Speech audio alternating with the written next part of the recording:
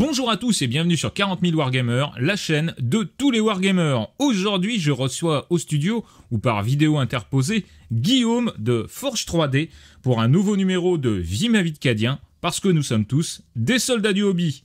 Cette série de vidéos a pour vocation de vous faire découvrir des personnes, des projets ou des associations en rapport avec notre vie de hobbyiste. Alors, mon cher Guillaume, peux-tu te présenter aux gens qui nous regardent, nous en dire un peu plus sur toi? Bien sûr, bonjour à tous avant tout, bonjour à toi Phil et merci de me recevoir. Donc pour ma part je suis Guillaume, donc je suis fondateur et gérant de l'entreprise Forge 3D. Alors à la base c'était Forged, c'était un petit jeu de mots pour utiliser le 3 à la place du E, du coup je suis ajaxien, donc j'habite Ajaccio en Corse, j'ai 37 ans. Et voilà, et je gère l'entreprise Forge 3D, donc spécialisée en impression 3D de figurines de jeux depuis 2019 maintenant. 37 ans, on dirait pas. On voit que le CrossFit, voilà, hein, le sport fait son office. Donc, c'est un plaisir de te recevoir, mon cher Guillaume. Alors, première question, on rentre dans le vif du sujet. Comment es-tu entré dans le hobby? Par qui? Et à quelle occasion? Alors, je suis rentré dans le hobby il y a très longtemps, dans une galaxie lointaine. J'ai commencé, j'avais une douzaine d'années, 12-13 ans, pour mes toutes premières parties. On était à l'époque en V5, V6 sur Warhammer Battle. Donc moi, je suis vraiment issu de l'univers médiéval fantastique. Je suis joueur 40K depuis très récemment. En fait, malheureusement, j'y avais jamais tout goûté avant. Donc je suis vraiment issu de Battle et j'ai commencé, donc ouais c'est ça, j'avais 12-13 ans, avec un groupe d'amis qui d'ailleurs j'ai la chance d'avoir toujours et qui sont mes amis joueurs avec qui je joue au moins une fois par mois. On essaie de s'imposer de pouvoir jouer une fois par mois pour garder le rythme et puis pour pouvoir rester à jour. Et donc du coup ça c'est ouais c'est ça, on parle de mes 12-13 ans avec mon groupe d'amis principaux dont je te parlerai tout à l'heure dans d'autres questions, je pense. Alors, ce groupe d'amis, comment s'appelle-t-il? Est-ce qu'on peut les saluer déjà? Bien sûr, ce groupe d'amis, alors il y en a plusieurs et je ne vais pas pouvoir malheureusement tous les citer, mais sinon pour les principaux, je vais parler de Jean-Antonin, je vais parler de Guillaume qui est vraiment un des fédérateurs de tout ce qui est jeu de rôle plus globalement, parce qu'on faisait aussi des parties de D&D à l'époque chez moi avec Guillaume, maître de jeu. Donc Guillaume vraiment qui est une des personnes qui nous y a mis tous à Ajaccio au monde de la figurine. Guillaume Finocchiaro, si je peux citer son nom. Ah, bien sûr. Jean-Antonin, voilà. Donc Jean-Antonin Comiti, qui est aussi un de mes plus vieux amis et avec qui je joue très très régulièrement. Aussi, je ne pourrais pas ne pas parler de Stéphane Sarti, mon ami Stéphane Sarti, pour le prononcer à la Corse. Stéphane, qui lui était un monument de la figurine sur Ajaccio, puisqu'il avait ouvert une boutique qui s'appelait le Cheval de Troie. C'était une boutique qui avait pignon sur rue à Ajaccio et qui a vraiment lancé une très grande mode à l'époque et une très grande vague de joueurs, précisément de Battle. Donc ça, c'était dans les années 2000 à peu près. Yes. Donc voilà, un peu plus. Voilà pour ce qui est des principaux acteurs et personnes qui évoluent autour de moi. Et donc, c'est dans cette boutique, j'imagine, que vous alliez vous fournir en plastique. Exactement, exactement. Alors, on a commencé à peine avant l'ouverture, donc à l'époque, on commandait par Internet. Et ensuite, effectivement, on est passé tout de suite. Il y avait une autre boutique à l'époque qui s'appelait Cassius Ludis, mais que j'ai connu très peu, parce que j'étais trop petit à cette époque-là. Et donc, effectivement, dès que Stéphane et ses associés ont ouvert la boutique Le Cheval de Troie, ça a été notre repère, bien évidemment. Parce qu'en plus, ils avaient eu la très bonne idée de créer un club en parallèle à ça. Donc, ils vendaient, certes, mais ils faisaient jouer aussi. Et ils ont vraiment amené des gens à cette passion, quoi. Yes. Est-ce que cette boutique existe toujours? Malheureusement, non. La boutique a fermé quelques années plus tard, malheureusement. Stéphane est encore très, très impliqué dans le monde de la figurine. Il a beaucoup de contacts, il a beaucoup de potes à lui qui sont des gens qui font qui ont des entreprises dans cet univers-là. Mais malheureusement, à Ajaccio, on est très, très mal desservi et on n'a aucun absolument aucun point de vente pour se fournir en figurines ou avoir un point de chute ou jouer. Alors, il y a une association aussi dont je veux parler, si tu me le permets. Je ne sais pas si c'est le bon moment. Vas-y. Voilà, donc c'est une association de joueurs qui s'appelle I Condottieri. Donc c'est une association corse de joueurs. Globalement, de plusieurs jeux, ça va du Monopoly à 40 000, à Pokémon, à Magic. Donc ils essayent vraiment de faire jouer le maximum de joueurs et au maximum de jeux. Donc c'est une magnifique idée et très belle. Très beau projet. C'est tenu principalement par mon ami Cédric Paporello et Laurent Bisgambig, donc qui sont là aussi deux grands amis à moi. Cédric qui fait partie des joueurs aussi avec qui on s'est pas mal frité la gueule. Voilà. Donc voilà, c'est aussi il y a aussi cette association qui fait jouer Seigneur des Anneaux, AOS, ToW, Battle, 40K, voilà, c'est Yes. qui sont très présents sur Ajaccio. Eh ben, on mettra les liens dans la description. Alors, on repart dans nos questionnaires. Qu'est-ce qui te plaît le plus dans le hobby ? Alors moi, ce qui me plaît le plus dans le hobby, bien évidemment, c'est d'être entre potes, de partager. Il y a aussi la coupure avec le monde actuel où tout est numérique et tout est digital à distance, sans plus trop se voir, etc. Où là, tu te retrouves comme il y a un siècle ou 2 siècles à des jeux de l'époque où tu te retrouves avec tes copains à jeter des dés et à bouffer du saucisson et des fois en buvant du pinard. Donc voilà, il y a vraiment cet aspect social et convivial, amical, fraternel, voilà, tout ce que tu peux imaginer comme synonyme d'entente, où vraiment tu te retrouves, tu partages avec tes copains, tu passes un bon moment, des fois tu rages. D'ailleurs, bisous à mes copains qui supportent ma rage depuis si longtemps. Je suis très mauvais perdant. Et mauvais gagnant aussi, d'ailleurs. Voilà. Ça veut dire quoi, mauvais gagnant? Ça veut dire quoi, mauvais gagnant? Ça veut dire que tu chambres quand tu gagnes et que tu es de mauvaise humeur quand tu perds? Ouais, c'est totalement ça. Et j'ai même réussi à créer un concept où je suis pas content même quand je gagne. C'est-à-dire que je suis pas assez content de la victoire, tu vois. Ah, c'est le peuple corse qui parle, quoi. Ouais, c'est ça. Donc ouais, voilà. Donc voilà ce qui me plaît le plus avec ce jeu et cet univers, quoi. Bah écoute, ça donne envie, hein. Saucisson, tout ça, ouais, ça donne envie. Hein. Je te le cache pas. On sait vivre. Alors, quel jeu pratiques-tu, s'il te plaît? Alors nous, depuis la sortie de The Old World, on est uniquement sur The Old World. On a aussi du 40K, comme je te disais, on s'est mis à 40K il y a 3-4 ans à peine. Et donc j'ai mon armée de Ravenguard, j'ai des Drukhari, donc on joue un petit peu, mais depuis que The Old World est sorti, on n'a plus du tout touché à 40K, et on est à fond sur The Old World. Voilà. D'accord. Et donc, petite question. Donc, toi, tu viens de Warhammer Battle. Il y a eu la fin des temps, et malheureusement. Et donc, on a été pendant presque 10 ans sans avoir de jeu, hein, en tout cas de jeux soutenus par l'éditeur. Et qu'est-ce qui s'est passé pendant ce temps-là? Est-ce que tu as joué à d'autres versions du jeu? Est-ce que tu as joué par exemple à 9e âge? Ou est-ce que tu es resté, comme beaucoup de joueurs, hein, notamment moi, est-ce que tu es resté sur la V8 de Battle, ou est-ce que ça a été le moment de choisir un petit peu d'autres trucs, je sais pas moi, d'autres jeux de type The Song on Ice on Fire ou des choses comme ça? Alors c'est vrai que c'est une période charnière où on a été abandonné par Games Workshop pendant 10 ans, hein, comme tu le dis, et comme tout le monde le sait malheureusement. C'est une période où on s'est un petit peu cherché, c'est vrai, parce que on a essayé plusieurs trucs. Alors nous, la V8, on n'avait pas vraiment accroché, c'était vraiment trop bourrin.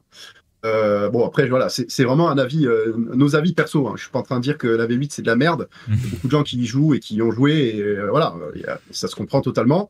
Et nous on trouvait pas trop notre fun, voilà, surtout sur la phase de magie où tu lançais ton saut de dés à attendre le double 6 et one shot le mec en face.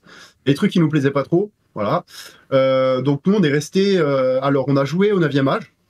D'ailleurs excellent jeu et qu'on a vraiment beaucoup aimé et qui nous a bien servi, si je puis dire, à ces époques où on n'avait rien d'autre. Donc on a joué au 9e âge, on a joué à d'autres versions, on a joué notamment à Black Hammer aussi. On a aussi joué on a essayé Warhammer Army Project.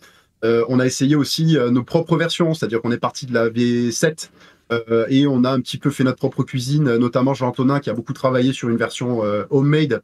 Et on a joué à notre propre version qui a été très sympa et qui nous a bien servi là aussi. Yes. Sinon, on est là, V6, V7, voilà. Ok. V6, V7. Et donc, tu as continué à jouer, et c'est peut-être aussi, on y reviendra un petit peu plus tard, à ce moment-là qu'a germé les idées d'impression 3D, ainsi de suite, parce qu'il fallait trouver des figurines, et notamment pour 9e âge, ou pour continuer à jouer à la V7, comme tu viens de le dire. Alors, actuellement, tu en as déjà un petit peu parlé, quel est ton jeu préféré ? Wow. Ouais. Voilà, The Old War. Bon, écoute, on est deux, on va pas se mentir, on est deux. Je trouve que ce jeu est un ovni actuellement dans l'univers de Games Workshop, puisque ils nous ont servi un jeu qui a été testé, qui est un jeu qui est équilibré, qui est mature dès sa sortie, et qui en plus de ça permet de se faire plaisir, mais au-delà de ça, avec des coups plutôt modérés, on va dire des coups contenus, et ça nous permet de jouer à notre jeu et à cet univers qui est vraiment extraordinaire. Donc là, je te suis complètement. Combien d'armées as-tu de projets peints ? Alors, je sais qu'une armée, c'est jamais vraiment terminé, mais disons, voilà, entre 1000 et 2000 points d'armée, voilà, tu te dis, moi, cette armée, voilà, elle est peinte, le projet, il est bien terminé, on va dire.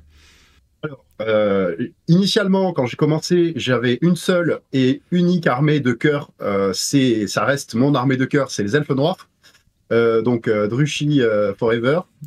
Donc, j'ai beaucoup. Je dois avoir entre 10 et 15 000 points d'armée, on va dire en V8 ou The Old War à peu près, en termes de points.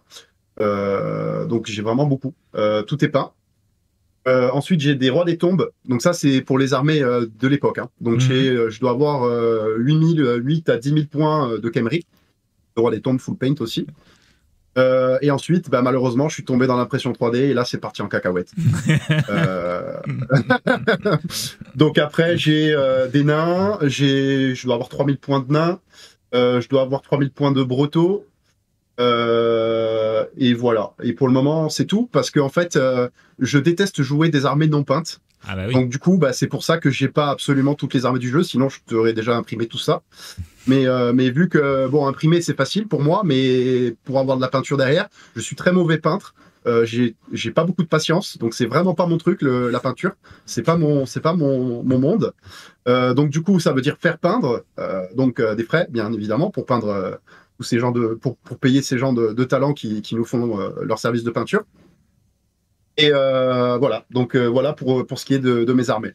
Yes, c'est très beau, ça fait plaisir. Enfin, voilà, ça donne. C'est bien parce que quand je vais venir te voir, j'aurai même pas besoin d'amener une armée, il y en aura plein. Voilà, c'est parfait. Absolument. Alors, combien de projets ? Alors, quel est ton prochain projet ? Parce qu'on a bien compris que tu étais un glouton, un peu comme moi, donc ça tombe bien, on va se comprendre. Combien de projets non peints ? Ou plutôt, quel est ton prochain projet où tu te dis, voilà, là je vais imprimer ça, ou je vais me faire peindre cette armée-là, parce que c'est celle qui me plaît. Quel est le prochain projet de Forge 3D de Guillaume ? Alors, c'est intimement lié aux figurines que j'ai, parce qu'évidemment, les figurines que je propose et qui sont proposées par mes partenaires sculpteurs, moi comme vous, je suis le premier à hyper quand il y a des sorties. Et là, en l'occurrence, il y a la gamme de peau verte de Highland Miniature qui sont juste absolument incroyables. Et je pense que ça va être ma prochaine armée parce qu'en plus, je les trouve ultra fun à jouer. Pour avoir affronté certains de mes potes qui les jouent, ça me donne vraiment envie. Et encore une fois, avec ces figurines qui nous sortent Highland, elles sont vraiment à couper le souffle. Donc, ma prochaine armée, ça va très probablement être les peaux vertes. Yes. Alors, justement, c'est une très bonne transition. On va aller du côté de ton projet professionnel, ce qui est une des raisons principales pour laquelle tu es ici avec nous. Alors, bien sûr, Forge 3D, vous connaissez, c'est un des partenaires un des nouveaux partenaires de la chaîne dans cette année 2024. On a vraiment sympathisé, je ne vais pas vous le mentir, ça a été vraiment une super découverte avec Guillaume. On a accroché sur plein de points communs qu'on avait dans le hobby, et ça fait super plaisir. On a quelques années de différence, une grosse dizaine d'années on va dire, et pourtant c'est complètement transversal, donc ça c'est vraiment en termes de valeur et en termes de volonté justement de ce qu'est le hobby et de ce que ça doit représenter. En plus, nous sommes tous les deux mauvais perdants, donc on ne pouvait que s'entendre. Donc voilà. Mais ouais, revenons donc à Forge 3D, la principale raison de ta présence.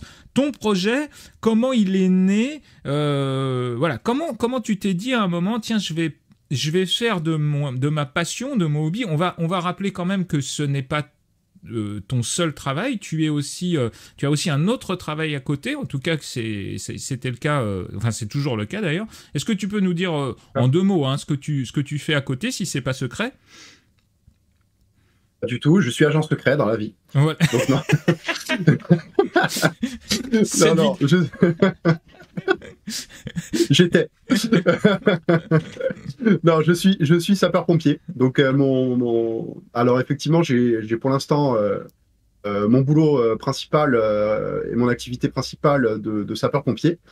L'impression 3D est une activité principale aussi, en fait. Hein. Je dis principale pour les pompiers, mais honnêtement, ce qui me prend le plus de temps aujourd'hui, ça reste l'impression 3D.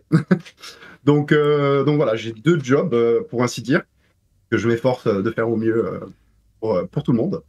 Alors, sinon, pour revenir... Ouais, vas-y, je t'en prie. Ouais, non, je t'en prie, excuse-moi, la question est un petit peu trop ouverte. Donc, aujourd'hui, comment t'es venue l'idée de créer Forge 3D? Voilà, c'est ça sur quoi je voulais rebondir. Donc en fait, c'est assez simple en fait. Donc moi, comme tu l'as compris et comme je l'ai dit, j'ai jamais arrêté de jouer depuis que j'ai commencé, pour ainsi dire. Et en fait, j'ai assisté à la naissance de la pression 3D grand public, notamment donc avec les machines telles que Anycubic que vous pouvez voir derrière moi. Alors les premiers modèles, je les ai plus bien sûr, parce que maintenant j'ai des modèles dernier cri, mais à l'époque c'était les tout premiers modèles qui sortaient. On parle de 2019. Pour le grand public, encore une fois, il y en avait peut-être abordables avant, mais pas pour le grand public. Donc moi, j'ai commencé en 2019 et j'ai tout de suite, pour moi en fait, parce que je voulais des nains, et j'ai vu le potentiel qu'offrait l'impression 3D, couplé avec déjà des sculpteurs de très grand talent. À l'époque, il n'y avait pas encore Island, mais il y avait Lost Kingdom, par exemple, qui venait de pondre des Bretoniens absolument fous, le royaume de Mercia. Donc j'ai vu ça, je me suis dit, c'est une folie, c'est une révolution absolue du hobby. J'ai eu le nez fin, si je puis dire, pour vraiment voir que voilà, ça allait être quelque chose qui allait révolutionner complètement notre façon de jouer. Et donc c'est comme ça que j'ai commencé, pour moi, avant tout. Donc j'ai commencé avec une petite imprimante, à l'époque une Photon Anycubic pour les connaisseurs. Qui était vraiment top, avec un tout petit un truc comme ça en termes de superficie d'impression. Donc, je galérais quand même pour faire une armée complète, mais c'était encore faisable. Et j'ai commencé comme ça. Et en fait, il s'avère que, en plus de ça, j'en ai pas encore parlé, mais j'ai une femme exceptionnelle que j'embrasse.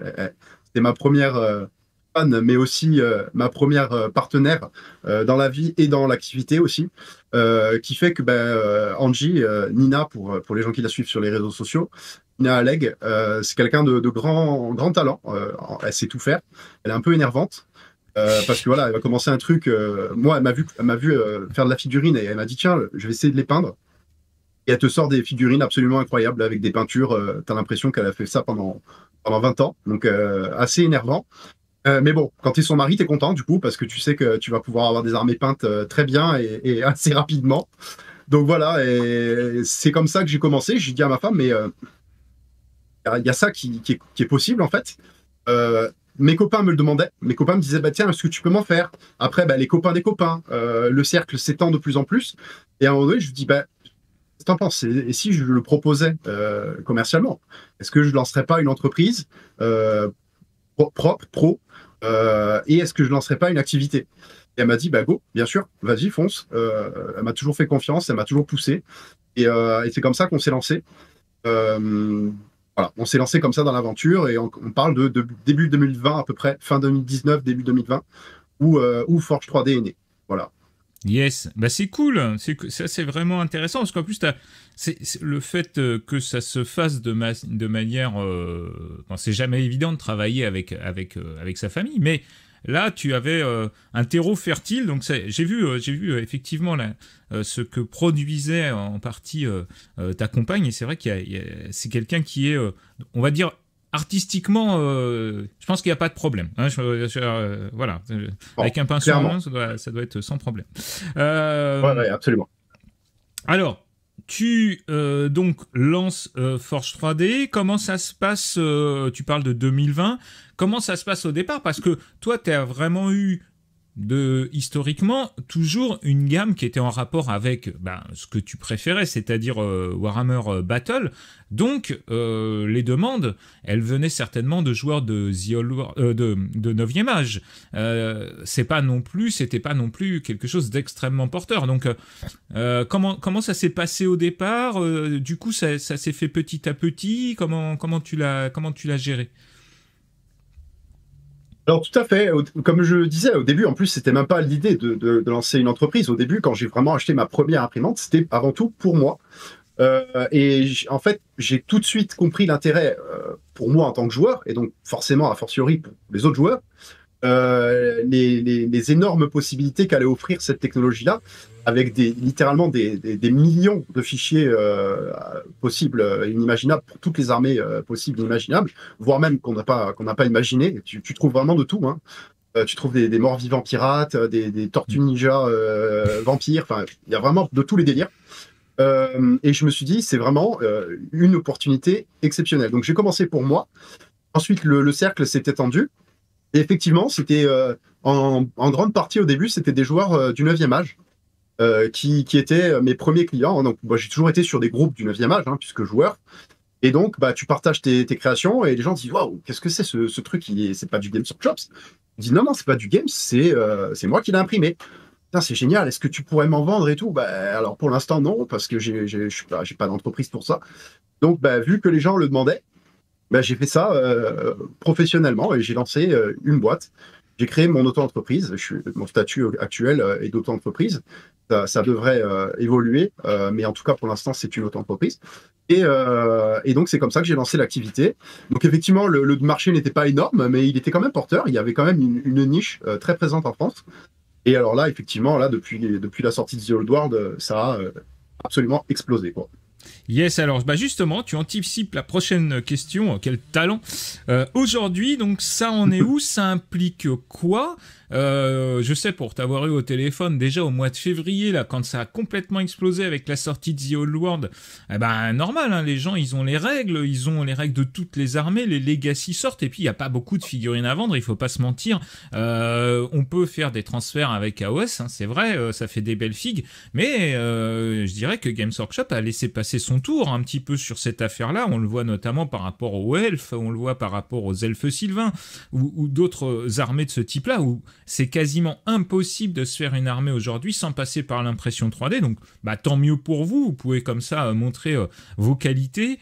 Aussi, la qualité, moi personnellement, ça fait très longtemps, depuis le lancement de la chaîne avec Proxy War et avec d'autres, j'ai reçu et j'ai vu l'évolution effective de la qualité d'impression et aussi la vitesse d'impression, parce que c'était important. Donc aujourd'hui, ça implique quoi? Est-ce que tu es obligé de sous-traiter, d'avoir des amis qui t'aident? Est-ce que c'est pour l'instant familial? Et voilà. Aujourd'hui, ça implique quoi? Tu nous as dit que ça prenait le pas sur ton travail principal, on va dire. Voilà. Je te laisse répondre à ça. Alors, moi, pour l'instant, je n'ai pas envie d'en faire. Alors, je peux, là. Je suis arrivé à un moment donné où, dans la vie de Forged, là, il y a un pivot à faire et je pourrais sous-traiter, vraiment déléguer, etc. Mais c'est pas quelque chose que j'ai envie de faire. J'ai envie de garder la main. J'ai envie de pouvoir continuer à avoir un service client irréprochable. Ça, c'est quelque chose vraiment que je m'efforce absolument à faire. Et j'ai un peu peur, en fait, de déléguer. J'ai pas envie, parce que quand tu délègues, forcément, tu dois faire avec d'autres personnes. Et j'ai un petit peu du mal. C'est un défaut. Mais peut-être que j'y viendrai. Mais là, pour l'instant, j'arrive à gérer seul. Je suis pas entièrement seul d'ailleurs, parce que j'ai un ami qui m'aide, Stéphane, à qui je fais un gros bisou aussi. Il va lui aussi voir cette vidéo. Stéphane est un ami très proche, c'est même plus un ami, c'est de la famille. Et Stéphane, lui, bah, il m'aide. Il a des imprimantes. Je lui ai pris les mêmes imprimantes que moi. Je l'ai formé. C'est un peu mon padawan. Et il m'aide dans l'impression 3D. Voilà. Donc, tout ce qui est production, il y a une petite partie qui est réalisée par Stéphane. Quand j'ai vraiment des gros coups de rush, il m'aide. Voilà. Je lui envoie des commandes et c'est lui qui les gère. Mais par contre, voilà, ça reste entièrement géré par moi. C'est-à-dire que Stéphane, et encore, j'ai de la chance, Stéphane est quelqu'un de très compétent et de très pointilleux, peut-être même plus que moi des fois. Donc voilà, je reste quand même maître des commandes, je vérifie quand même que tout soit... Parce que Stéphane, s'il avait un seul petit défaut, c'est que n'étant pas joueur, il n'a pas la vision globale. Si tu vas lui demander un état-major au début, il va pas savoir ce que c'est. Maintenant, il sait. Mais voilà, il a des petites lacunes en termes d'univers et c'est normal. Donc je vérifie et je passe derrière. Après, j'ai parfois des petits problèmes de SAV parce que à force d'avoir beaucoup de commandes, je me rate malheureusement. Ça peut m'arriver, c'est très rare. Les gens peuvent en témoigner. Je dirais que j'ai à peu près 10% d'échecs sur des impressions. Pas des échecs d'impression, mais des échecs de commande où je vais oublier une lance, etc. Par contre, là où je suis intransigeant absolu, c'est sur le SAV. C'est-à-dire qu'à la minute où le client me dit Salut Guillaume, il me manque un nain dans ma commande, le lendemain, je lui en envoie 2 nains. Ça, il n'y a pas à discuter. Et voilà. Et le SAV, il est absolument irréprochable. Je pense que là aussi, on peut valider mes dires. Donc voilà, c'est ta volonté, si je résume un peu ce que tu viens de dire, ta volonté, c'est de quelque part contenir les volumes, quitte à dire aux gens, écoutez, je suis désolé, mais là il va y avoir du temps d'attente, soyez raisonnable, voilà. Mais tu veux garder une relation de proximité avec tes clients, c'est-à-dire que ce soit toujours dans un esprit communautaire et que ça devienne pas un business project trop violent. Pour garder justement, c'est marrant parce que c'est un petit peu ce qu'on essaie aussi de faire sur la chaîne, c'est-à-dire de répondre à tout le monde, ça peut arriver surtout sur les échelles. On voit que c'est une des craintes d'ailleurs du grand public entre guillemets, c'est le problème d'échelle entre un fantassin de 32 mm et un cavalier de 28 ou des choses comme ça. Il y a pas mal de difficultés, surtout que les gens, les STL sont pas toujours, comme c'est des créateurs différents, on sait que Games Workshop, qui est la matrice de la chose, fait du 28 mm héroïque ou pratiquement du 32, ça dépend des moments de sortie de leurs figurines. Ça peut être compliqué. On va dire que The Old World a bien fait les choses aussi avec la taille des socles, parce que ça nous permet de bien mixer les gammes. Alors, justement, naturellement, on est bien à la question suivante, c'est-à-dire, demain, quel avenir, quel objectif, quel but par rapport à ça? Parce que il y a une hype The Old World, peut-être qu'elle va se calmer un petit peu. Bon, voilà, cela dit, d'ici que les gens ils aient la plupart des armées qu'ils veulent avoir, il y a quand même de quoi faire. Il y a un certain nombre de factions. Games Workshop a aussi bien sûr d'autres jeux. Tu fais aussi des impressions pour du Warhammer 40 000, beaucoup moins. On sent que c'est pas le corps de ce que tu veux faire. Donc demain, quel est le but? Qu'est-ce que Forge 3D pour toi à N+1, N+2? Alors, comme tu l'as dit, moi, je veux vraiment garder cette proximité avec mes clients. Je veux vraiment rester maître de mon entreprise. Je pourrais, mais je n'ai pas envie d'embaucher des gens et de délocaliser ailleurs et d'ouvrir une usine que je ne contrôlerai pas. Je respecte les gens qui peuvent faire ce choix, mais en tout cas, moi, c'est pas comme ça que je veux gérer Forge, donc c'est un choix perso. Donc effectivement, le résultat direct, c'est ce que tu as dit, c'est qu'au début, quand j'ai commencé, je me vantais à dire impression et envoi sous 48 heures. Aujourd'hui, c'est totalement impossible. C'est-à-dire que là, voilà, j'ai dû trouver une solution pour pouvoir continuer à croître sans freiner, sans avoir à couper mon site ou ma boutique. j'ai augmenté mes délais tout simplement. Hein. C'est-à-dire que je suis passé de 48 heures de livraison à l'époque à 20 jours aujourd'hui. C'est-à-dire qu'aujourd'hui, voilà, il y a à peu près 20 jours d'attente entre le moment où tu passes ta commande et le moment où je te l'expédie. Voilà, à peu près 15-20 jours.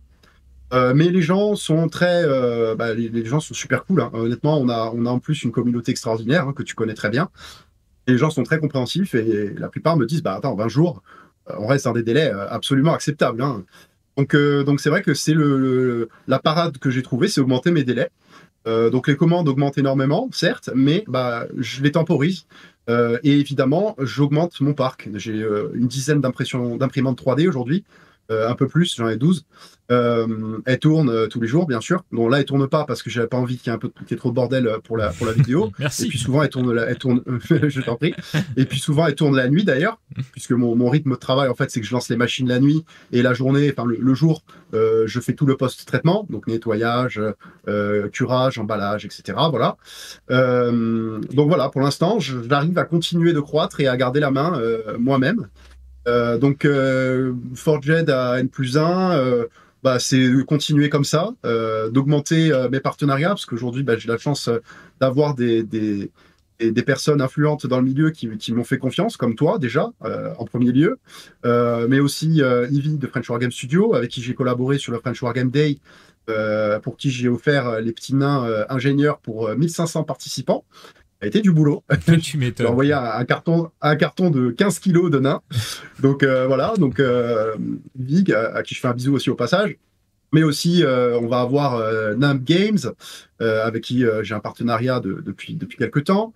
Et bien sûr, Philibert, l'entreprise Philibert que tout le monde connaît et avec qui j'ai la chance de travailler. Vraiment, ça a été un coup de cœur. Entre autres, hein, il y en a eu d'autres, comme toi.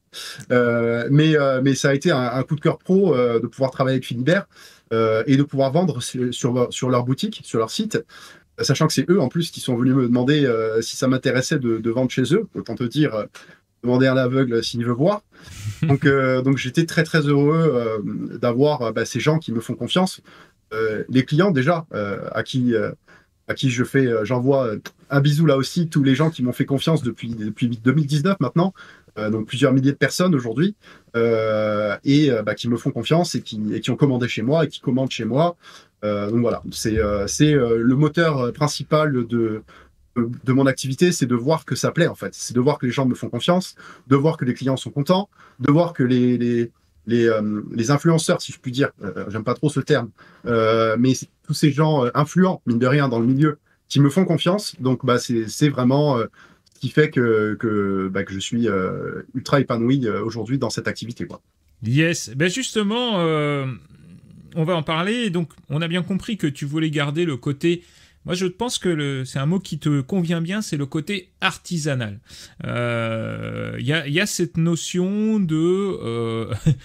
tu parlais du saucisson corse tout à l'heure. Voilà, il y a le côté un petit peu, ça doit rester artisanal.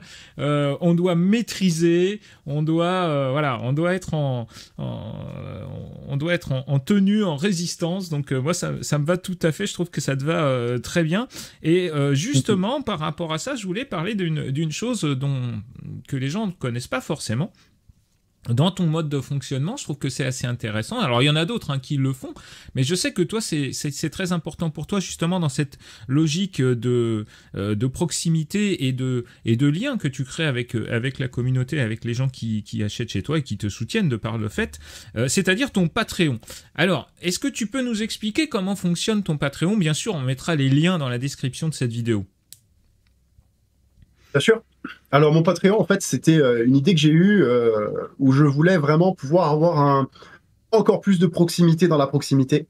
C'est-à-dire que vraiment, je tiens à entretenir une relation avec mes clients où je peux dire que je les connais. Je sais qui, là, on va te prendre un exemple et tu peux me donner, si tu me donnes aujourd'hui le nom-prénom d'un de mes clients, et Dieu sait que j'ai la chance d'en avoir pas mal depuis que j'ai commencé, je serais capable de te dire si je l'ai eu, si c'est quelqu'un à qui j'ai déjà expédié une commande. Ce qui est voilà, j'essaye vraiment de garder le contrôle parfait et de pouvoir avoir cette proximité avec mes clients. Et je me suis dit, est-ce que j'aurais pas moyen d'avoir encore plus de proximité avec vraiment un noyau dur de gens qui me soutiennent. C'était vraiment le mot fondateur de l'idée, c'était un soutien. C'est ce que fait très bien Patreon, du coup. Donc Patreon, c'est une plateforme américaine qui permet à des fans de soutenir leur star. À la base, c'est fait pour les stars. Patreon, c'est fait pour les stars. Notamment, c'était pour les gens qui se lançaient dans des carrières musicales et qui n'avaient pas encore les épaules et la réputation pour être soutenus par Sony ou Universal. Ils faisaient ça à l'ancienne, où tu te lançais sur ton site. À l'époque, donc, Patreon a été pensé comme ça. Et où les gens pouvaient te soutenir en payant X euros par mois pour avoir, donc soit rien, il y a des gens qui peuvent demander des Patreons et avoir des soutiens sans contrepartie, et d'autres qui font des contreparties où tu pouvais avoir accès anticipé à des choses, où tu pouvais entendre leurs tubes avant qu'ils sortent, etc. Et moi je me suis dit, il y a sûrement moyen de faire ça avec l'impression 3D. Mais il faut trouver un intérêt où ce soit gagnant-gagnant. Il faut que les gens qui veulent me soutenir, ils puissent me soutenir, mais il faut qu'ils soient gagnants, il faut qu'ils aient une contrepartie, quoi. Donc j'ai pensé le Patreon comme un système de fidélité plus, où les gens, quand ils me soutiennent sur Patreon, donc ils payent 10 euros par mois. Alors 10 euros par mois, sur quoi il y a 20% de TVA, vous savez, les Américains aiment bien la mettre après. Donc en gros, tu as 12 euros par mois. Moi, je dois récupérer quelque chose comme 8 euros. Il y a une commission qui récupère. Et donc, en fait, concrètement, tu me donnes 8 euros par mois. Et moi, en contrepartie, je te remercie en t'incluant dans mon système exalté. J'ai appelé ça les exaltés Patreon. Petit clin d'œil à World of Warcraft, puisque ancien grand joueur de jeux vidéo. Et donc, j'ai fait un Patreon exalté sur lequel donc, tu payes 12 euros par mois et tu récupères plusieurs très gros avantages. C'est-à-dire que franchement, honnêtement, le Patreon, il est très intéressant. Tu récupères tout de suite un bon de réduction permanent de 15%. Donc, à la minute où tu souscris, donc tu payes 12 euros tout de suite et tu récupères tout de suite 15% de réduction. Donc, c'est-à-dire que si tu avais envisagé de faire une commande à 100 euros, tu as tout de suite 15 euros de réduction. Donc, ton Patreon, il est déjà payé pour le mois. Ensuite, si tu es inscrit, parce que tu peux annuler ton abonnement absolument à tout moment. Donc, tu peux très bien prendre le Patreon, prendre 15%, commander et annuler ta souscription. C'est faisable. Hein. Et moi, si tu continues de me soutenir, au bout de 3 mois, tu récupères 30% de réduction. Et là, ça commence à être énorme. Parce que 30% de réduction, sachant que je suis dans la fourchette moyenne des prix, c'est-à-dire qu'il y a des gens qui vendent moins cher que moi, dans le marché français, il y a des gens qui vendent plus cher que moi. Moi, je suis vraiment dans une médiane. Mais là, par contre, avec 30%, il n'y a plus de débat. Là, mes prix sont absolument hors concurrence. Si tu me soutiens, à partir de 3 mois. Et tant que tu restes abonné à mon Patreon, tu as 30% de réduction. Et par contre, si tu annules ton Patreon, tu n'as plus de réduction. Et dernier point, si tu restes abonné 1 an, donc si tu restes souscrit 12 mois, tu récupères un avoir de 120 euros. Donc en gros, je te rembourse à peu près, parce que tu auras payé 140 avec la TVA, je te rembourse quasiment l'abonnement annuel que tu m'as reversé en me soutenant. Donc tu auras un avoir de 120 euros sur ma boutique ou en commission. C'est-à-dire que si tu as un projet quelconque, tu auras 120 euros d'avoir sur mon travail. Donc c'est top parce que du coup, moi, tu m'as soutenu. Moi, je te remercie parce que du coup, les 120 euros que tu m'as offert en me soutenant, je te les rends sous forme d'avoir. Et donc, tu auras des figurines en remerciement. Et enfin, dernier point, tu as accès à une tombola, c'est-à-dire que très régulièrement, je vais essayer de le faire 1 fois par mois, je pense, je fais gagner des lots. C'est-à-dire que je prends ma liste de Patreon, j'ai un logiciel de randomize, donc où je fais un tirage au sort aléatoire, et tu peux gagner des lots. Et les lots, je les détermine. Là, en l'occurrence, ce mois-ci, tu le mettras sûrement dans la vidéo, mais ce mois-ci, il y a un petit lot bretonien très sympa, avec un régiment de 5 chevaliers de la quête, il est en miniature, et un duc monté, voilà, sur hippogriffe. Donc voilà, donc mon Patreon est quelque chose assez unique en France. Je crois être le seul à proposer quelque chose comme ça dans l'impression 3D. Et voilà, c'est quelque chose qui est fait pour me soutenir et en même temps pour avoir un noyau dur client fidélisé. Voilà. Yes, eh ben dis donc, tu as bien bossé ton truc, hein. Je me suis creusé le cerveau. Bon, eh ben écoute, je pense que t'as été exhaustif là-dessus sur ton Patreon, donc n'hésitez pas, les liens sont dans la description de cette vidéo. Je vais pas vous refaire le truc, il a tout expliqué en long, en large et en travers. Alors, on va maintenant faire un retour sur le perso. Donc, tes proches, tes amis, ta famille, comment partagent-ils le hobby avec toi? Quel regard portent-ils sur ta passion? Alors, pour la première intéressée et concernée, bien sûr, ma chérie, Angelina. Angie est absolument à fond déjà globalement sur tout ce que je fais. Vraiment de la chance à ce niveau-là. J'ai une femme au top et je dis pas ça parce qu'elle va regarder la vidéo, mais c'est vrai. Donc Angie me suit à 100%. De toute façon, elle-même est une geek, hein. C'est aussi pour ça qu'on a matché à 3000%. Elle est fan, elle, ça va être plutôt des univers comme Witcher, Game of Thrones, House of the Dragon plus récemment, mais toujours dans le médiéval fantastique en fait, hein. Donc on a vraiment un de nos grands points communs, c'est celui-là, c'est de partager cette appétence pour le médiéval fantastique et puis pour cet univers échappatoire à la réalité, si je puis dire. Donc ma femme, elle me soutient à 3000%. Et comme je te l'ai dit tout à l'heure, et comme je vous l'ai dit, donc elle m'aide aussi, puisque elle fait de la peinture, et puis elle me donne des idées des fois, enfin, en parfaite symbiose pour ce qui est de ma femme. Et ma famille aussi, globalement, me soutient beaucoup, hein, mon papa et ma maman, qui me suivent, qui partagent les posts. Bon, eux, ils sont pas dans ce trip, bien sûr, parce que pas la même génération. Et encore on a pas mal j'ai pas mal de clients d'une soixantaine d'années, hein, donc pourquoi pas. Et ils me soutiennent à 3000%. Et voilà, je suis très entouré pour l'activité. Ma mamie aussi, ma grand-mère, à qui je fais un gros bisou, qui est ma deuxième maman, et mamie, qui me suit beaucoup. Et pareil, dès que je fais des nouvelles cartes de visite, elle les affiche au mur, les flyers, elle les prend, elle les montre à ses copines à la messe le dimanche. Enfin voilà, terrible quoi. C'est génial, c'est absolument génial. Alors juste pour info, ton papa, tu parlais de ton papa et ta maman, qu'est-ce qu'ils font comme ils faisaient quoi tes parents dans la vie? Alors, mes parents, ils sont sur Ajaccio aussi, bien sûr, ils sont ajaxiens tous les deux. Ma maman est très récemment en retraite, donc elle était secrétaire du préfet de Corse du Sud. Et mon papa, ouais, voilà. Et mon papa il est toujours, puisque lui pour l'instant il n'est pas en retraite, il a 63 ans, et il lui reste encore quelques années à faire, et lui il est au service incendie, il travaille chez les pompiers, les pompiers volontaires, et ouais, il est pompier volontaire, et il est chef du service transmission et radio. Il s'occupe, un peu comme toi, il gère tout ce qui est audio et radio chez les pompiers. Ça marche, on les salue, ça fait bien plaisir. Pareil, je leur fais un gros bisou, bien sûr. Alors, on dira aussi, puisqu'on est dans la famille, on a bien compris en Corse, la famille, c'est important, que tu as 2 enfants et 2 chiens, que nous saluons aussi, dans l'ordre que tu voudras. Comment te vois-tu dans le futur? Quel hobbyiste penses-tu devenir quand tu seras vieux? Est-ce que tu penses devenir un papy du hobby? Totalement. J'ai commencé, j'étais gamin, je finirais vieillard à jeter des dés, hein, et à rager parce que je fais pas des 6. Donc bien évidemment que, sauf sur les tests de commandement, bien sûr, où là on fait nos double 6. Donc non, totalement, bien sûr. Je suis et je resterai un joueur hasta la muerte, hein, j'espère. Ouais, c'est génial. On montre et tu sais que ça c'est un concept, on montre un EHPAD au soleil du hobby. C'est ça, ça se trouve. Grave, ce serait génial. Ça se trouve, ce serait le meilleur truc à faire. Là, si on veut. Tu te rends compte, mais grave. Voilà. Là, tu tiens un truc. Exactement. Bon, allez, on se le garde de côté celui-là.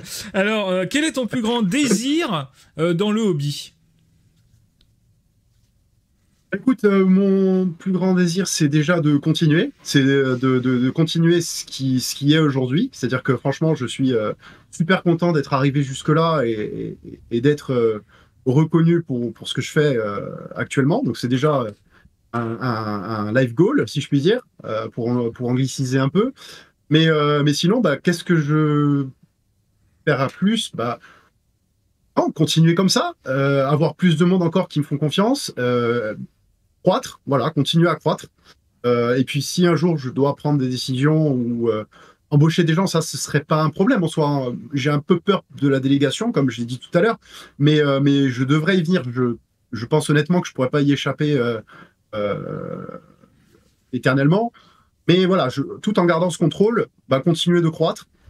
Puis pourquoi pas quitter les pompiers, mais bon, c'est un boulot qui me plaît quand même, hein. Puis de toute façon, je resterai pompier volontaire, puisque on peut aussi être pompier volontaire à côté, donc je pourrais totalement, si je veux démissionner de mon activité principale, je pourrais quand même garder un pied à l'étrier et rester pompier volontaire.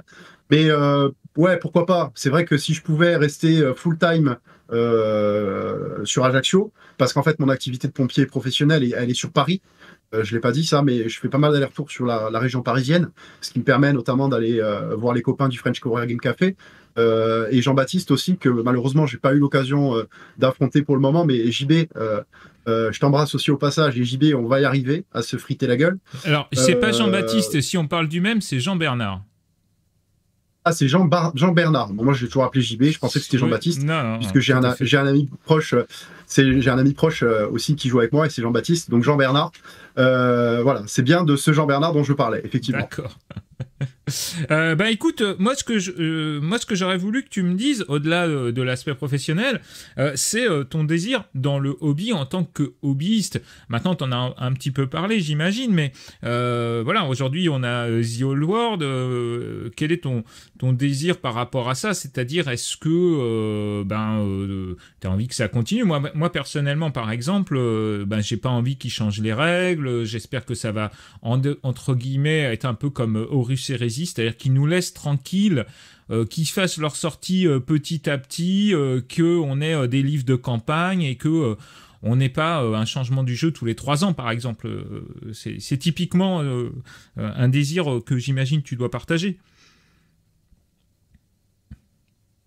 Absolument. Alors, évidemment, moi, comme tu l'as dit tout à l'heure, je suis totalement satisfait de The Old World et je trouve qu'ils ont fait un travail incroyable. Donc, ouais, effectivement, si j'avais une volonté, ce serait qu'ils y touchent un minimum, tant qu'à faire, puisque ça marche très bien. Donc, il vaut mieux éviter de toucher ce qui marche. Comme on dit, il vaut mieux laisser les choses en l'ordre quand ça fonctionne bien. Après, en termes de hobbyiste, par contre, moi, si j'avais un grand désir, c'est vrai, j'en ai un, ce serait que ça marche un peu plus sur Ajaccio. Parce que malheureusement en Corse on est très très mal desservi. Comme je disais, il n'y a aucune boutique qui revend du games. Une boutique spécialisée, on n'en a pas, alors qu'on est quand même quasiment 100 000 habitants sur la communauté d'agglomération du pays ajaccien, donc ça représente quand même du monde.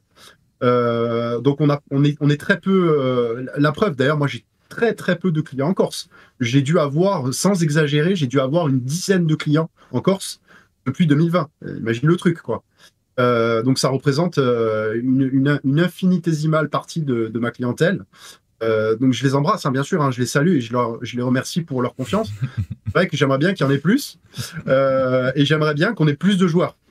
Voilà, alors qu'on soit plus nombreux à jouer sur Ajaccio. Est-ce qu'on peut lancer une petite voilà, un spoil de folie, là, comme on dit sur d'autres chaînes. Je te laisse le faire, vas-y. Bon, pour réussir à aller dans ce désir-là, peut-être que organiser un tournoi en Corse, par exemple, ce serait pas une bonne idée, ça, à Ajaccio, par exemple.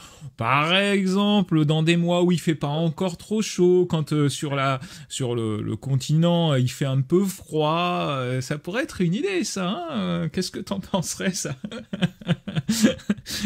Voilà, ça pourrait être un gros kiff. Voilà, donc ça c'est dans les tuyaux, on vous en dira bientôt, on vous en dira plus très bientôt, mais voilà, ce serait assez rigolo. On va parler maintenant, parce que ça a été en même temps ton désir et en même temps ton regret, hein, c'est-à-dire qu'effectivement qu'il n'y ait pas une communauté qui soit un petit peu plus dynamique, entre guillemets, mais il vaut mieux avoir 15 gars motivés que 100 gars qui sont juste des suiveurs. Donc on en reparlera. Ta meilleure anecdote et ton meilleur souvenir, ou ton meilleur souvenir dans le hobby? Alors j'en ai pas en particulier parce que honnêtement c'est pour ça aussi qu'on joue depuis si longtemps et qu'on est aussi soudés. Et comme tu dis, hein, je partage totalement ton avis. Il vaut mieux 10 potes d'éther qui disent oui la plupart du temps pour aller jouer qu'avoir 100 copains dont 99 ne peut jamais. Hein.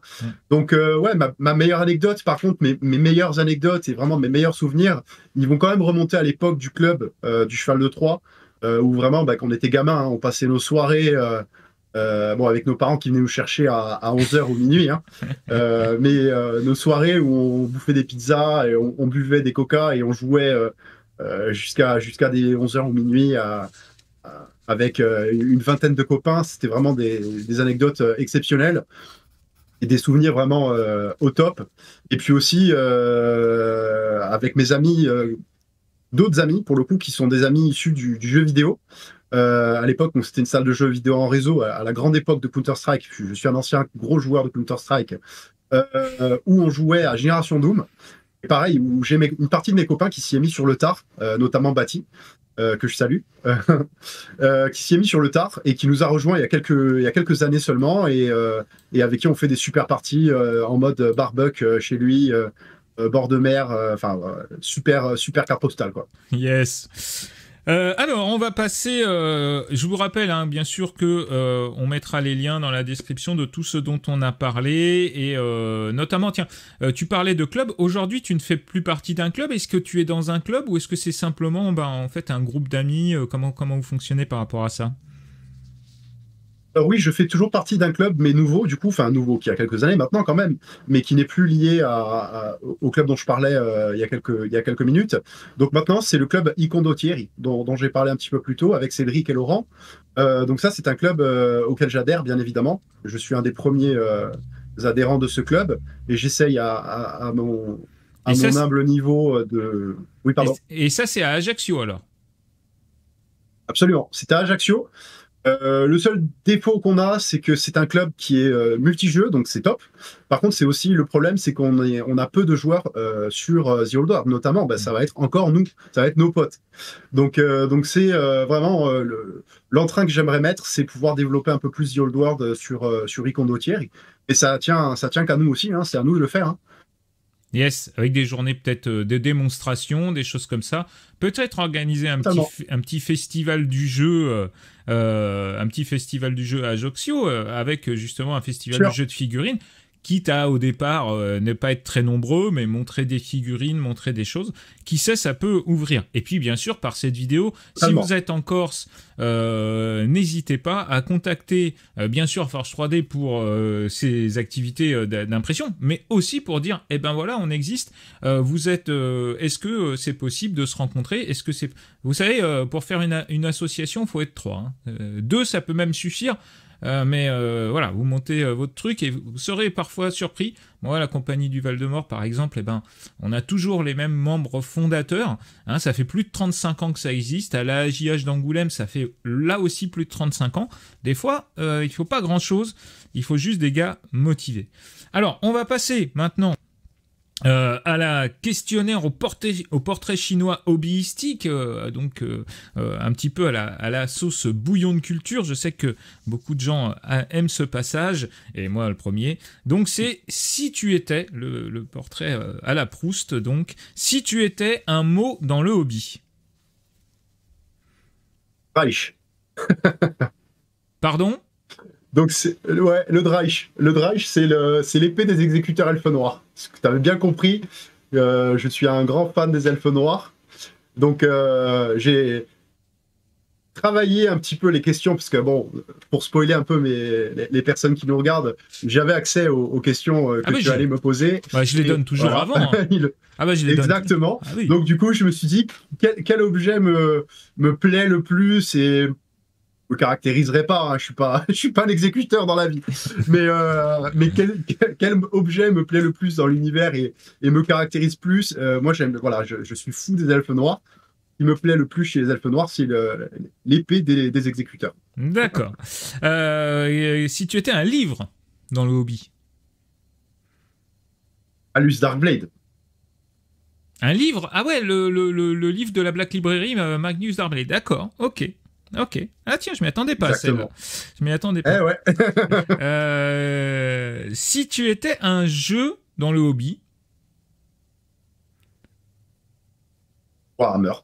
Battle, The Old World. D'accord. Simple, efficace. Si tu étais une couleur. Pourpre. Ah oui, bah évidemment. Ah oui, c'est vraiment l'elfe noir, quoi. Ça rigole pas. Ah bah oui. Si tu étais une faction. Orc et Gobelin. Bah non, elfe noir. Si tu étais... eh ben, au moins, il y a une constance. Hein. Vous ne pourrez pas dire que le mec, il est pas Ah dedans. oui. Hein. Je veux dire, le mec... voilà. Ah ben, si, si tu étais une unité, mais hors personnage. là aussi facile. Hein. Bon, du coup, la constance, c'est facile à anticiper, mais les exécuteurs. D'accord. Si tu étais un personnage dans le hobby. La musique Darkblade. Yes. Et bon, bah, si tu étais une règle, un stratagème ou un sort. Alors, j'ai hésité, mais j'aime bien le mode douleur. Voilà, le sort V8, mode de douleur. Yes. Est-ce que tu peux nous rappeler ce que ça fait pour ceux qui ne connaissent pas? Euh, alors, ouais, je vais peut-être dire des conneries. Alors, la valeur de lancement, alors, ça, faut pas me demander, je crois que c'était 8+. Et du coup, tu réduisais de 1 des 3 la capacité de combat, l'initiative et la force de l'unité ciblée. Voilà. Donc, autant te dire, tu gagnais le corps à corps une fois que tu avais lancé ce sort sur l'unité engagée. Si tu étais un bruit dans le hobby. Le silence. Ah ouais? Il y a du silence, toi, quand tu joues? Ben, alors non, ah non, non, non. Alors j'ai mal compris la question. Hein. Là, c'est tout l'inverse. Ben non, les cris. Alors là, pour le coup, les cris. D'accord. Ah ouais, ça gueule pas mal. Ah Voilà, ouais, il y a ouais, ouais. le côté sud, le côté italien qui ressort. On parle avec les mains. Ouais, ça doit être génial de jouer. Totalement. Hein. On lance les dés comme ça d'ailleurs. Bon, bah c'est parfait. Ça donne très envie. Hein. Moi qui adore l'Italie, ça donne très très envie. Alors, intéressant, tiens. Si tu ne faisais pas de hobby, qu'est-ce que tu ferais?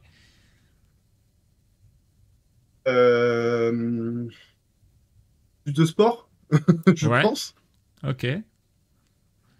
Parce que tu m'as dit que tu faisais du crossfit, tout ça, mais et tu fais pas de sport, je sais pas moi, du tennis, du football, du vélo, des choses comme ça, tu fais pas ce genre de trucs? Non, non, je fais uniquement du CrossFit. Bon, c'est quand même un sport déjà très, très Ah prenant, oui, oui, non, mais et c'est ce très que je dis. complet. Ouais, bien sûr. Mais non, non, je fais rien d'autre. Je suis extrêmement mauvais en sport en sport collectif. Dès que ça touche de près ou de loin une balle, je suis catastrophique. Donc non, moi je suis plutôt sport individuel, même s'il y a une certaine collectivité quand même dans le CrossFit. Mais non, non, ouais, moi je fais du CrossFit. D'ailleurs, je suis un ancien coach de CrossFit. J'avais ma salle à Ajaccio. Ah, monsieur. Alors, et enfin, si tu étais devant l'empereur ou Jervis Johnson, ce qui est à peu près la même chose, qu'aimerais-tu lui entendre te dire? On va retourner dans l'univers de Battle. Bah, c'est un petit peu ce qu'ils ont fait, donc Oui. voilà. Donc ça c'est bien. Et on espère vraiment qu'ils vont continuer. Un peu comme H. Moi, s'ils font comme Maurice Hérésie, ça me va. Qui sortent des livres de campagne, qui sortent des figurines particulières, des figurines nouvelles aussi, mais en termes de personae, c'est-à-dire qui sortent des entités personnages et qu'on puisse les jouer et puis qui nous laissent tranquillement. Et puis bien sûr, si on pouvait aller du côté de Kislev ou du côté de ces... Surtout Kislev, parce qu'il y a vraiment des choses super intéressantes de ce côté-là. Je pense que s'ils peuvent suivre les pas de Warhammer Total War, ce serait particulier. Bon, cela dit, c'est pas moi qui suis interviewé, c'est toi. Donc voilà. En tout cas, merci beaucoup Guillaume. Merci d'avoir pris le temps de cette interview par caméra interposée. Normalement, t'aurais dû venir au studio, ça s'est pas fait. Du coup, c'est sans doute moi qui irai du côté de la Corse et je vous ferai un petit reportage. Le hobby en Corse, ce sera avec grand plaisir. Longue vie à tes projets qui sont vraiment intéressants et qui sont plus communautaires qu'il n'y paraît. C'est-à-dire que c'est vrai que on voit des gens qui se lancent dans l'artisanat ou dans des entreprises qui ont rapport avec le hobby parfois on est un petit peu exigeant par rapport au fait que c'est vrai qu'ils suivent un brise-glace qui est Games Workshop, mais n'oubliez pas que la plupart du temps c'est des projets perso qui aboutissent, et puis bon, on en fait un métier. Ça reste artisanal, ne l'oubliez pas. Privilégiez le contact avec eux. Moi, je vois souvent des gens qui me disent « Ah ouais, mais bon, j'ai pas reçu le tapis que je voulais, ou les figurines ne sont pas à la taille que je voulais. » Je leur dis « Mais t'as appelé ? » « Non, j'ai pas appelé. » « T'as envoyé un mail ? » « Bah non. » Bon, souvent, voilà, on a affaire à des personnes, à des passionnés. N'hésitez pas, vous envoyez un mail, vous donnez un petit coup de fil, et puis vous dites bah voilà, je suis pas tout à fait satisfait de ce que j'ai reçu. Alors après, il s'agit pas d'être voilà un enculeur de mouche, mais bon, voilà, souvent les gens pensent que bah les gens vont pas répondre, ou que c'est une trop grosse boîte, machin. Souvent derrière tout ça, il y a 1, 2 personnes, un petit noyau familial. Donc n'hésitez pas à rester dans cette logique-là d'artisanat et de communauté. En tout cas, moi, c'est ce qui me plaît beaucoup chez toi. Côté terroir aussi, qui est là, ça fait plaisir. Tout à fait. Le côté hobby de la France d'en bas, moi, ça me va tout à fait. C'est ça. Oui. Je vous rappelle que tous les liens dont nous avons parlé seront dans la description. Si jamais j'en oublie, n'hésitez pas à le mettre dans la description. Guillaume se fera un plaisir d'y répondre, ou moi-même, bien sûr, on se ferait un plaisir d'y répondre. Merci encore à toi de t'être prêté au jeu. Des questions pas si faciles, et surtout des réponses de Lordo Hobby Stratum. Si vous avez aimé cette vidéo, n'hésitez pas à mettre un petit pouce en l'air, comme on dit au Québec, à vous abonner à la chaîne et à la partager autour de vous. C'est comme ça que la chaîne peut grandir. Si vous avez aimé aussi cette vidéo, vous pouvez soutenir la chaîne par son Tipeee. Les liens sont dans la description de cette vidéo. Vous n'oubliez pas non plus qu'en étant tipeur de la chaîne, et ça c'est une volonté aussi, eh bien vous bénéficiez d'un certain nombre d'avantages chez nos partenaires, notamment chez Forge 3D, avec moins de 10% sur vos achats. Vous avez toute une liste, elle est là aussi dans la description. Merci encore beaucoup Guillaume, on se retrouve très bientôt. Merci à toi. Avec grand plaisir. On se retrouve très bientôt sur 40K Wargamers TV pour d'autres vidéos. Mais en attendant, n'oubliez pas que sans maîtrise... Chagat n'est rien. Voilà. Et même en Corse. Au peuple Corse.